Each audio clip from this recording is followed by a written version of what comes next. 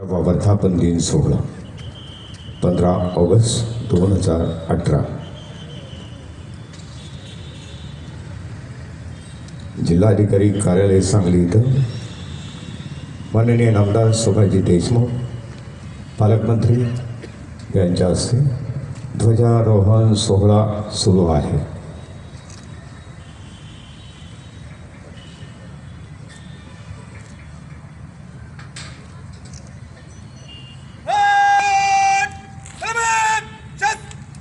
राष्ट्रध्वजासह राष्ट्रगीत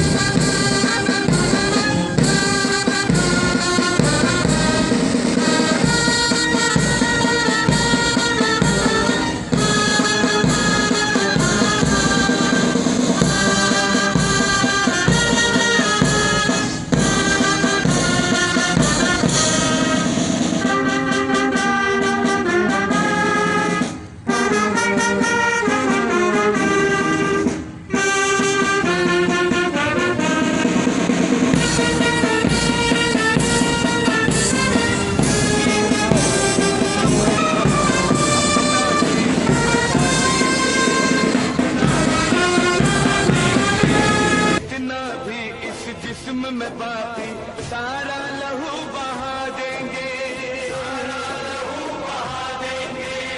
इसकी खातिर जो ठानेंगे वो करके दिखला देंगे। अपनी धरती के आगे हम सारा गगन झुका देंगे, ईमान तिरंगा है, भगवान तिरंगा है।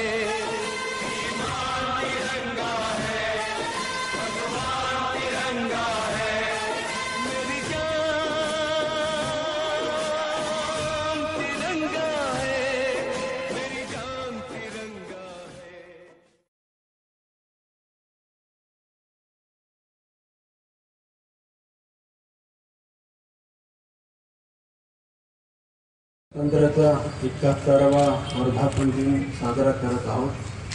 परंपरा आणि नौका यांचं नातं सांगणारा हा महान दिवस आहे।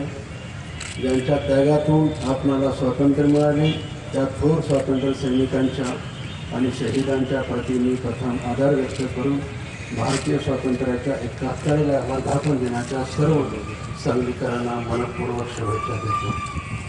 राज्य कृषी औद्योगिक सहकार शैक्षणिक सामाजिक न्याय क्रीडा अशा सर्व क्षेत्रात विकासाच्या सर्व टप्प्यावर अग्रेसर ठेवण्यास सरकार प्रयत्नशील आहे।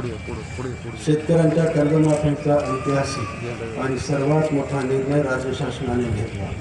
छत्रपती शिवाजी महाराज शेतकरी सन्मान योजनेअंतर्गत सांगली जिल्ह्यातून 1,46,000 शेतकऱ्यांना 407 कोटी 39 लाख इतक्या रकमेचा लाभ देण्यात आला। तसेच सहकार विभागाच्या इनाम योजनेतून ऑनलाईन सौदे करून आजपर्यंत 77,53,000 रुपये किमतीचा 5,041 क्विंटल बेदाणा विक्री झाली आहे। डॉक्टर पंजाबराव देशमुख व्याज सवलत योजनेतून सन 2017-18 मध्ये राष्ट्रीयकृत व जिल्हा मध्यवर्ती बँकेच्या 2,04,55 सभासदांच्या खात्यावर 28 कोटी 62 लाख रुपये जमा केले आहेत। 6,336 कामे पूर्ण झाली आहेत। या गावामध्ये 87,000हून अधिक PCM पाणी पुरवठा निर्माण झाला आहे। त्यामुळे 45,000 हेक्टरहून अधिक संरक्षित क्षेत्र सिंचनाखाली येत आहे। सन 2018-19 मध्ये जिल्ह्यात 8 तालुक्यातून 103 गावे निवडली आहेत। या अभियानाला मिळालेला लोकसहभाग उल्लेखनीय आहे।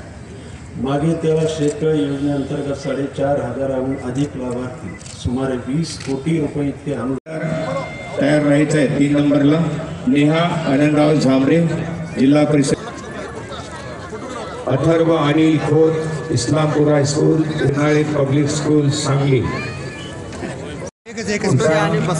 शामराव पाटील